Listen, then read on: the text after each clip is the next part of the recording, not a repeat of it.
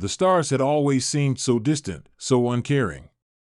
To the Virek, a highly intelligent and resourceful species from the edge of the Zahar system, the idea of space was both a mystery and a realm of untapped potential. For generations, the Virek had lived on their home planet, a lush and vibrant world rich in resources, the ideal cradle for an advanced civilization. But their paradise had quickly become a tomb when their sun began to fade, an inevitable collapse of their star that spelled the beginning of their extinction. The Virek, so proud of their technological achievements, had watched helplessly as their once glorious planet's atmosphere slowly thinned and their oceans began to dry up. The Virek had once been a proud people, traveling among the stars, trading with other species, and living in a utopian existence. Their technology was advanced enough that they could manipulate energy, control gravity, and even alter time in small increments, but nothing could halt the dying of their sun. And as their home world began to fall apart, they turned their gaze to the heavens, searching for a way out. But when the call for help went out to the intergalactic community, only silence responded. For months, the Virek sent out distress signals, reaching out to every known species in the galaxy, hoping for help. They made promises of technology and riches to any who would come to their aid, promising that whoever helped them would be rewarded beyond imagination. The message was simple: help us, or we will perish. But no one came. The Zahar system, once bustling with trade and exploration, became a ghost town. A deadly silence hung over the once thriving spaceports. Traders, explorers, and diplomats all turned a blind eye to the plight of the Virek. The reason was simple: no one wanted to risk their own survival for the sake of a dying species. Even the most benevolent of races saw the Virek as a lost cause, and their desperation soon turned to hopelessness. They were abandoned. Everyone, it seemed, had written the Virek off as a species unworthy of salvation. Except for the humans. At first, no one had expected much from humanity. The human race, still relatively young in the grand scheme of the galaxy, had only recently begun to explore the stars, and their reputation was far from stellar. They were considered a work in progress by the galactic community, a species with little to offer beyond their will to survive and their unyielding determination. Still, they had proven their resilience time and again, especially after the devastating war with the Korek. Humans had found a way to overcome seemingly insurmountable odds, and it was this same quality that would soon lead to their intervention in the Virek's plight. The first ship to answer the Virek's distress signal wasn't large or imposing. The Resolute, a mid-sized freighter captained by a former military officer named Jane O'Malley, had been on a routine trade mission when it intercepted the Virek's desperate plea. O'Malley, a seasoned but pragmatic officer, had been part of the Federation's efforts to provide aid to war-torn systems, but even she knew that responding to the Virek's call was a gamble. The Federation had more than enough problems of its own, especially after the devastating war with the Korek. But something in the message struck her as different.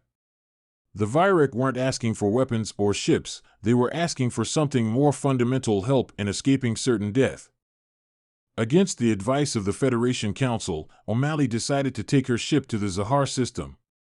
It wasn't just her decision, it was the decision of her crew, the brave men and women who had followed her into every battle. They weren't heartless, after all. They understood what it meant to fight for survival. The Resolute was far from prepared for the mission. The ship wasn't equipped with the kinds of high-tech systems that would make saving an entire species possible. But it was determined. They had a small fleet of civilian ships with them, and they could bring the Virek aboard, transport them to a safer system, and give them a fighting chance.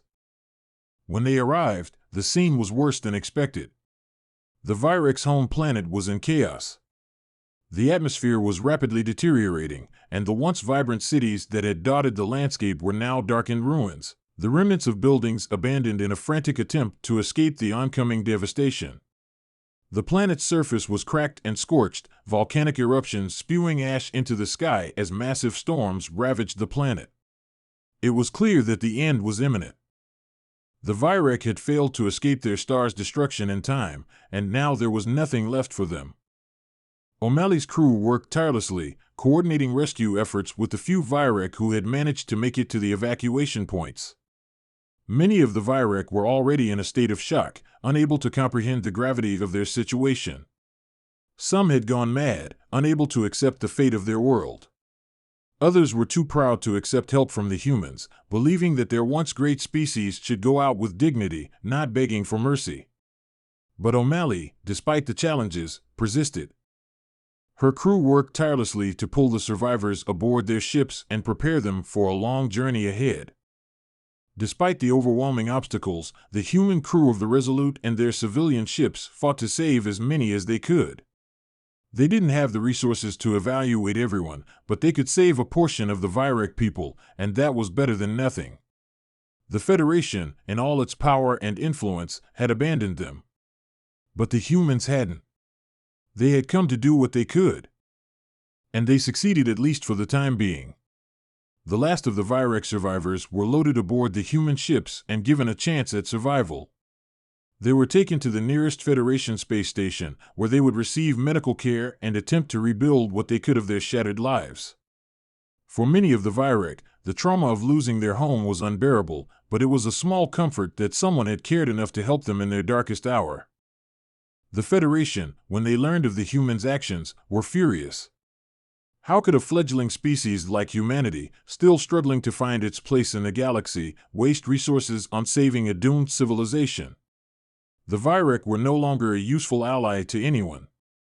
Their technology was outdated, their potential had long since been surpassed, and their home world was already a lost cause. The Federation believed the resources humanity had expended on the Virek could have been better used elsewhere on races that were more worthy of saving, who could provide something in return for their efforts. But the humans disagreed. Captain O'Malley and her crew had not acted out of some naive sense of charity.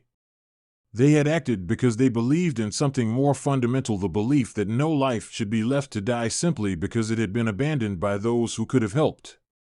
They acted because they knew what it felt like to be on the receiving end of that kind of indifference, having seen it firsthand during the war with the Korek. They had known suffering, and they understood the value of compassion in the face of overwhelming odds. The Federation's anger was short-lived. Humanity had gained an unexpected ally in the form of the Virek, even if the Federation couldn't understand why. The survivors of the Virek, though scarred and devastated, were deeply grateful to the humans for saving their species from extinction. It wasn't just an act of kindness, it was an act that had given them hope in the face of unimaginable loss. For the Virek, the humans weren't just saviors, they were a beacon of light in the darkest of times. But not all was peaceful in the aftermath of the rescue. The Virek, despite their deep gratitude, were wary of their new human allies. The surviving members of the species were a proud people, and they were not used to relying on others for survival. They viewed their dependence on the humans as a shameful necessity, and they were unsure of how to move forward. They had been the ones to conquer the stars in their time, and now they found themselves vulnerable, stranded, and dependent on the very species that had once been so insignificant in the eyes of the galaxy. For Captain O'Malley and her crew, the journey was far from over. The Virek needed help rebuilding, but they also needed time to heal. O'Malley knew that it would take years, perhaps generations, to fully integrate the Virek into the galactic community, but she was committed to seeing it through. It was a slow process, but one that could not be rushed. Trust had to be earned, and the Virek, while grateful, were still deeply wounded by the abandonment they had suffered. In the years that followed, the humans worked alongside the Virek, providing them with resources, knowledge, and, most importantly, the promise of a future. The Federation's silence on the matter remained, but the humans knew they had done the right thing, even if no one else saw it that way. They had given the Virek a chance at survival, and they had proven that, no matter how small their species was in comparison to others, they were capable of extraordinary acts of kindness. But as the years passed, tensions between the Virek and other species began to rise. Some, particularly the Korek, viewed the human-Virek alliance with suspicion, seeing it as a potential threat to their own power. Others, more diplomatic, saw it as an opportunity for collaboration. But the fact remained, humanity had proven that it was willing to put its own interests aside to help others, even at great cost to itself. And in a galaxy often ruled by power and indifference, the humans' actions would echo for generations as a reminder that compassion could be a force as powerful as any weapon. The Virek had been left to die by everyone else, but not by the humans. They had been saved, not just from extinction, but from the despair that comes when a species is abandoned in its hour of need. And in that act of kindness, humanity had proved itself capable of something much greater than survival. It had proved itself capable of saving the lives of those who had been left behind. The years following the rescue were formative for both the humans and the Virek. Though the initial shock of the Virek's survival began to subside, deeper challenges lay ahead. The Virek had been a sophisticated, proud species, one accustomed to their own technology and achievements. Being forced to depend on others was a bitter pill for them to swallow, and their slow integration into the broader galactic community was filled with tension. The humans had saved them, yes, but now they had to figure out how to coexist, how to build a future together when their past had been one of isolation, arrogance, and pride. Captain Jane O'Malley found herself at the center of it all. She was a symbol, not just of humanity's compassion, but also of the complexities that arose from their involvement in this intricate web of interspecies politics. While the Federation had initially resisted human intervention, seeing it as a waste of resources, the Virek's survival turned into a bittersweet victory for humanity. O'Malley had saved lives, and that could never be taken from her, but the fallout from her decision was something that continued to ripple through the galactic community. The Federation Council, as it often did, had taken a very cautious stance. While the humans' actions were admirable, they were also risky. The Virek, for all their technological prowess and advanced understanding of the universe, were not easily integrated. Their pride and independence made them reluctant to be part of the human-led efforts, even as the humans did everything they could to make them feel at home. The Federation, watching these struggles unfold, knew that there were still factions within the Council that considered the Virek a lost cause. The Virek were nothing more than a symbol of failure, a species that had let its pride and isolationism doom them. To some, their survival at the hands of the humans was merely an inconvenient result. However, there were those within the Federation who recognized the potential of the Virek. They saw them not as a burden but as an opportunity for partnership. The Virek's technological advancements, especially in energy manipulation and gravitational control, were unmatched by any other species. The Federation could only dream of integrating such technologies into their own infrastructure, and they understood that bringing the Virek into the fold could reshape the balance of power in the galaxy. The question was whether the Virek would ever truly accept that they needed to work with others, or whether they would continue to live in their wounded pride, isolated and resentful of the debt they owed humanity. For the Virek, the challenge was just as great. In the immediate aftermath of their evacuation, the survivors were placed in one of the Federation's largest refugee colonies, a neutral zone where multiple species coexisted. Though it was a haven of sorts, it was a reminder to the Virek that their home was gone, and the burden of survival was heavy. Many of their young leaders saw the rescue as an embarrassment. To them, it wasn't just a matter of survival, it was about their dignity. Having to depend on the humans felt like a deep, personal failure. There were factions within the Virek who believed they should never have left Zahar in the first place.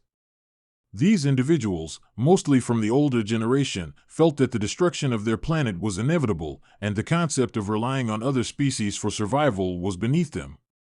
They longed for the days when they could stand on their own, when their technology and superiority allowed them to control their fate.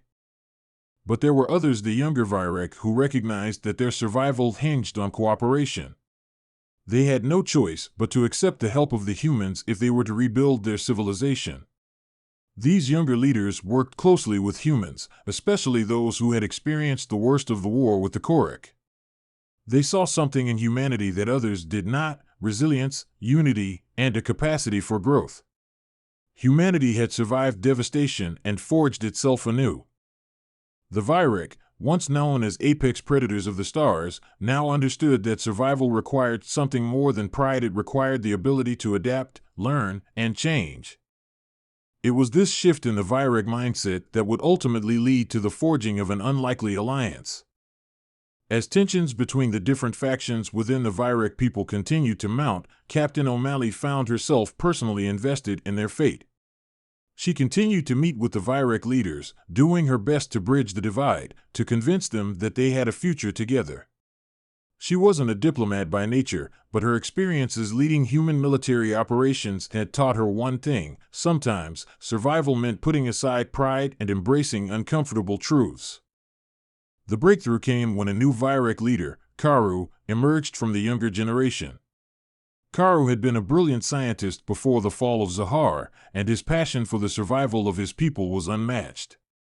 He understood that the Virek had to change, not just for the sake of their survival, but for the sake of the galaxy at large. Karu had grown up in a time when the Virek were at their peak, when they ruled over vast stretches of space with an iron fist. But he also saw the mistakes his people had made, and he believed that humanity's intervention was not an affront to their legacy but an opportunity to change. When Karu approached Captain O'Malley with a proposal for greater cooperation between humans and Virek, it marked a turning point. The proposal was bold. He suggested that the Virek contribute their advanced energy technologies in exchange for human-led efforts to resettle their people and rebuild their civilization. It was a partnership based on mutual respect, one that offered both species a chance to grow, to learn from one another, and to rebuild what had been lost. It wasn't easy. There were still factions of Virek who rejected the idea, unwilling to let go of their pride. There were also human factions within the Federation who saw the Virek as little more than a tool to advance their own agendas, treating them like pawns on a chessboard. But the majority of both species saw the potential in Karu's vision. Slowly, both sides began to work together in ways they never had before. The human-led rebuilding process began in earnest. The first step was the establishment of a series of colony worlds where the Virek could resettle. These worlds were chosen for their natural resources and proximity to Federation space, but they also had the potential to serve as neutral ground, a place where both humans and Virek could cooperate without the weight of history holding them back. As the Virek resettled and began to rebuild, the exchange of knowledge between the two species flourished. The Virek's advanced energy systems were integrated into the Federation's infrastructure, powering entire colonies and providing a clean, almost limitless source of energy. In return, the Virek received human medical expertise, agricultural techniques, and tactical wisdom that would help them adapt to their new reality. The Virek were proud, but they were not foolish. They understood that they needed human knowledge if they were to thrive again. For Captain O'Malley, it was a bittersweet victory. She had done what no one else had. She had saved a dying species, and in doing so, she had forged an alliance that could one day shape the future of the galaxy. The humans and the Virek had gone from being enemies of circumstance to allies in the truest sense. They had faced the void together, and they had survived. But O'Malley knew that their cooperation was still fragile, that the future was uncertain, and that there would be many more challenges ahead. The galaxy was still a vast, unforgiving place, and there were many dangers yet to come. As the years passed, the humans and Virek slowly began to build a new reality, one where cooperation, rather than isolation and pride, defined their relationships. The Virek were no longer alone, no longer an extinct species, but a proud people determined to rise from the ashes of their once great civilization. And humanity had proven, once again, that they were a force to be reckoned with. They had saved the Virek, not out of obligation or pity, but because they believed in the possibility of redemption, in the power of compassion, and in the strength that comes from standing together in the face of impossible odds. In the end, the human intervention had not just been an act of survival, it had been an act of hope. And hope, as the galaxy had learned, could change everything.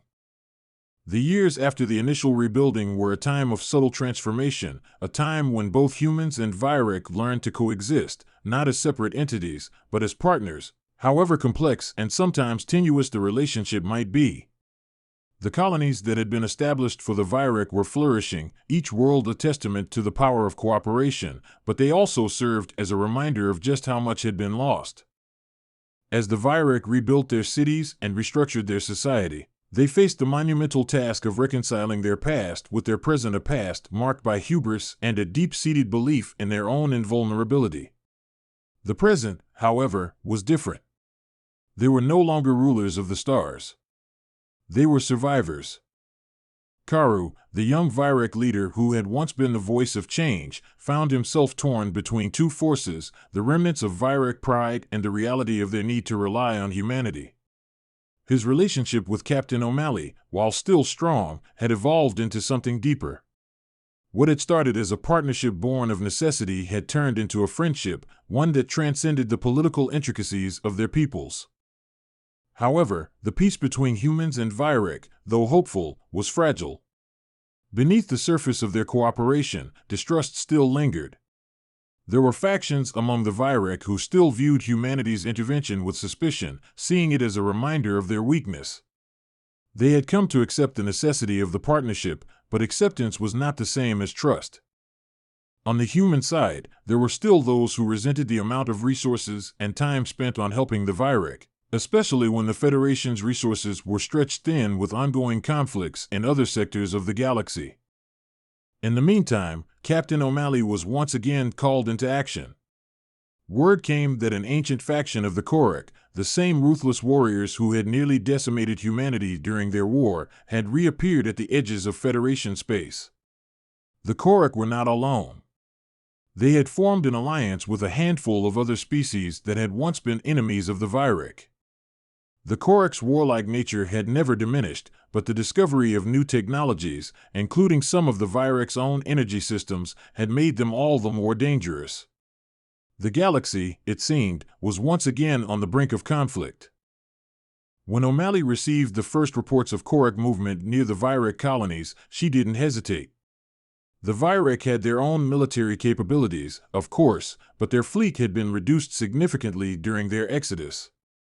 The humans had worked hard to ensure the Vyrek's technological recovery, but their military strength had never been fully restored. The Federation was already stretched thin, and the Korek threat was too significant to ignore. For O'Malley, this wasn't just a matter of diplomacy or military strategy, this was personal. The Korek had been the enemy she had fought with everything she had during the war, and their reemergence was a nightmare she had hoped would never come to pass. The Federation Council, unsure of how to respond, decided to take a different approach. They reached out to the Vyrek, offering them an unprecedented opportunity for collaboration. The Vyrek could lead the charge in defending their colonies, with human forces supporting them. The plan was delicate, as it would require the Vyrek to trust humans once again with their military strategy. But in the face of the Korek's resurgence, there was no other option. The Vyrek could not survive alone, not anymore. Karu, after much deliberation, accepted the offer. The Vyrek had fought wars before, but this was different. This was not the same as the campaigns of old, where they had dominated. They had to rely on others now, and the humans, despite their differences, were the only reliable partners they had. Captain O'Malley, leading the joint human Vyrek fleet, arrived in the Vyrek colonies just as the Korek forces made their move. The Korek fleet, a menacing formation of massive warships, appeared on the outer edges of the Vyrek systems, a silent threat on the edge of the galaxy. The human and Vyrek fleets, while not large by galactic standards, were determined to make a stand. O'Malley's ship, the Resolute, now heavily modified and outfitted for war, became the symbol of this new alliance. On board, humans and Vyrek worked side by side, preparing for a battle that could determine the future of both species. The Korek were not easily deterred. They had long memories, and the scars of the war with humanity still ran deep within them. They saw the Vyrek's alliance with the humans as a sign of weakness, a vulnerability they could exploit. The Korek believed that if they could strike quickly and decisively, they could fracture the alliance and drive a wedge between the two species. They understood the Vyrek well, and they knew that pride was a powerful motivator. The battle began in the dark expanse of space, as the human Vyrek fleet made its way toward the Korek's position. The Korek ships opened fire first, launching devastating plasma missiles aimed at the human fleet. But the humans, though outnumbered, were not as unprepared as the Korek had hoped. The Vyrek fleet, too, unleashed a barrage of energy weapons that lit up the stars, a breathtaking spectacle of power. The Vyrek ships were nimble and efficient, using their advanced energy shielding to absorb the Korak's initial strike. Captain O'Malley's voice rang out over the comms, calm and confident as ever. "This is it. Stick together, and we'll make it through." The battle was brutal. The Korak were relentless, their warships brimming with powerful weapons and armor. However, the humans and Vyrek fought with an intensity born not just from necessity but from the unspoken bond they had forged. The humans understood the stakes. They had faced the Korak before, and they knew that survival required unity. The Vyrek, despite their internal struggles, found strength in the collaboration, in the realization that they had partners who had come to help them once again, without question. For O'Malley, this battle was a reminder of just how much had changed since the days of war with the Korak. She had once fought alone, with humanity as the underdog. But now, as she gave orders and led her fleet into combat alongside the Vyrek, she saw something different: a mutual understanding between species, the unspoken recognition that they were no longer fighting for survival alone, but as allies, bound by a shared cause. As the battle raged on, the tide began to turn. The Korak had underestimated the resolve of the humans and Vyrek together. Despite their initial onslaught, the combined forces of humanity and the Vyrek began to gain ground. The Vyrek's advanced energy weapons proved to be a decisive advantage, their ships cutting through Korak defenses with precision. Meanwhile, the humans provided strategic support, their knowledge of guerrilla tactics and adaptability crucial in outmaneuvering the Korak's brute force. After hours of fierce combat, the Korak fleet began to retreat, their ships damaged and their morale shattered. It was a victory, but it was one that came at a great cost. The human Vyrek fleet had taken heavy casualties, and many ships had been lost. Yet, as the Korak ships turned and fled into the void, there was a moment of silence, a rare calm amidst the chaos. The battle was over, and the joint forces had won. In the aftermath, the human and Vyrek forces gathered their wounded, and O'Malley stood on the bridge of the Resolute, looking out at the stars. The Korak had been driven back for now, but O'Malley knew that their alliance with the Vyrek would be tested again. The galaxy was a turbulent place, and peace, though hard-won, was never permanent. As she watched the Vyrek ships regroup, her thoughts turned to Karu. He had stood by her throughout the battle, not just as an ally, but as a friend. They had both been through so much loss, uncertainty, and struggle, but together, they had proven something to the galaxy. The Vyrek had not been abandoned. Humanity had stood by them, and the two species had fought together to ensure their survival. But the battle was only a chapter in a much larger story. There would be more struggles ahead, more battles, more sacrifices. And though the future was uncertain, one thing was clear: humanity and the Vyrek had formed an unbreakable bond, a bond that would see them through whatever the galaxy could throw their way. As the fleet moved to regroup and assess the damage, O'Malley took a deep breath, knowing that this was not the end of their story. It was only the beginning. And the galaxy, once divided by suspicion and pride, would never be the same again.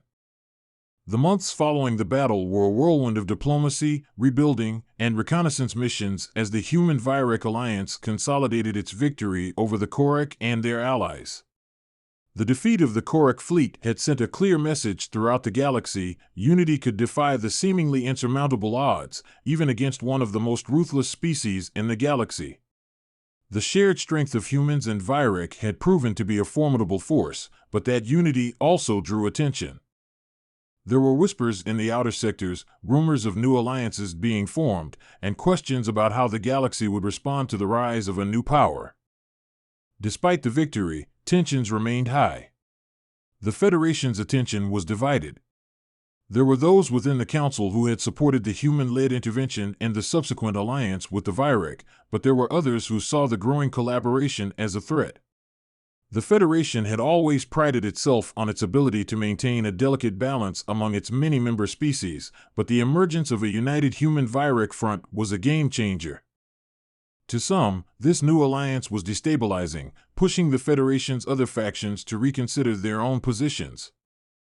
Meanwhile, the Virek had made tremendous progress in rebuilding their home colonies. The initial relief efforts had been successful, but now the challenge was long-term sustainability.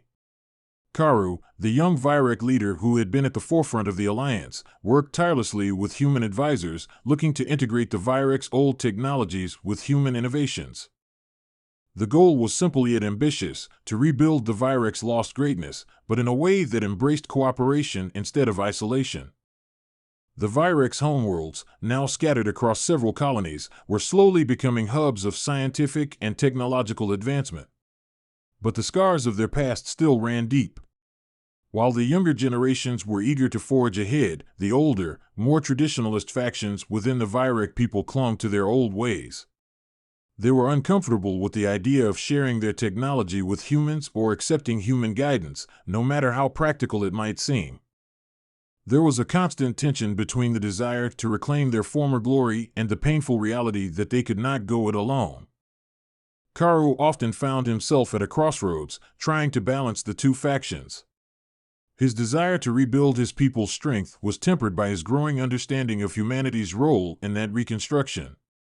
He knew the Virek could not survive without the humans, not just because of their technological expertise, but because of their capacity for innovation, adaptability, and willingness to sacrifice for the greater good. At the same time, Captain O'Malley was beginning to feel the weight of responsibility that came with this newfound alliance. She had once been a leader in humanity's military efforts, but now her role was much more complex. She wasn't just a captain commanding a fleet, she was a symbol of unity, the bridge between two species that had once viewed each other as enemies.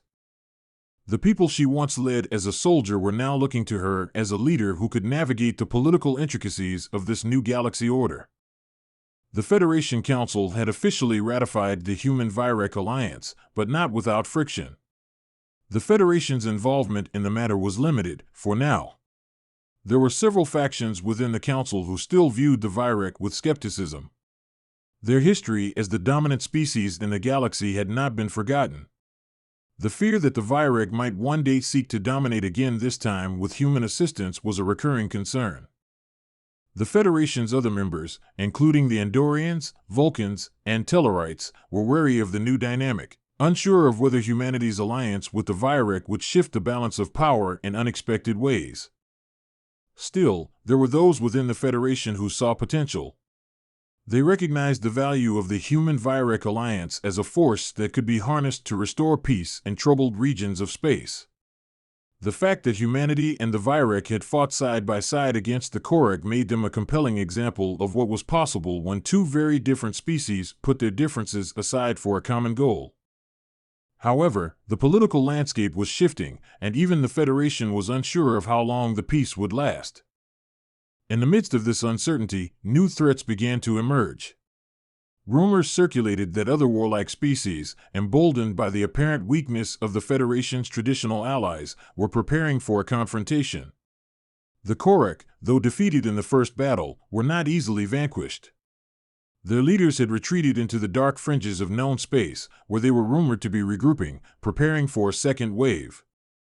And they weren't alone. Other factions that had once been loyal to the Korek cause were now stirring species that had felt the sting of defeat, who had watched as the Virek fell and humanity rose. Captain O'Malley and Karu met in a secure communications room aboard the Resolute to discuss the growing threat. "We can't just wait for the Korek to come to us," Karu said, his tone steady but edged with concern. "We have to go on the offensive. We can't afford to let them reorganize." "I agree," O'Malley replied, her eyes narrowing as she scanned the intelligence reports flashing across the screen. "But we need to be strategic about this. If we launch a full-scale assault, we risk drawing in more enemies, especially if the Korek aren't acting alone. We've got to get more intel before we make any moves." "Intel," Karu muttered, "that's been the issue all along, hasn't it? We don't know who we're really dealing with, and every second we wait, more of these rogue factions are gaining ground." O'Malley leaned back in her chair, deep in thought. She had always been a fighter at heart, but the weight of leadership in this new era weighed heavily on her. "I'll send a reconnaissance team into the Korek's last known territory." We'll use stealth technology to avoid detection. Karu nodded, his brow furrowing. And I'll work on bolstering our fleet. We need every edge we can get. As the alliance grew stronger, the demands on both human and Virek leadership increased. The galaxy's landscape was changing rapidly.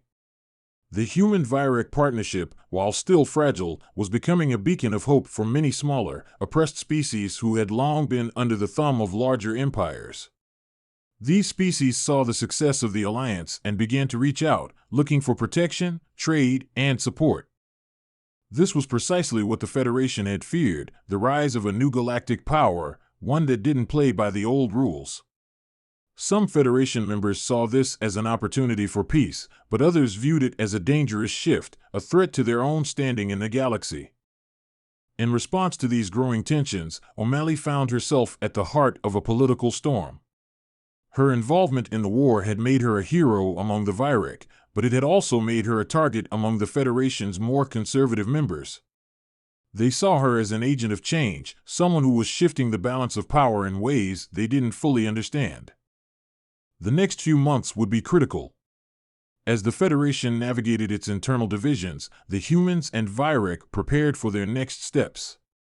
The war with the Korek was far from over, and in the background, new threats were stirring, threats that could either unite the galaxy in the face of a common enemy or fracture it entirely. In the midst of this uncertain future, Captain O'Malley and Karu found themselves once again standing side by side, not just as leaders of their respective peoples, but as symbols of the galaxy's potential for unity. Whether that unity could endure would depend on their ability to adapt to the ever-changing landscape of a galaxy on the brink of transformation. But one thing was clear: no matter what came next, they would face it together.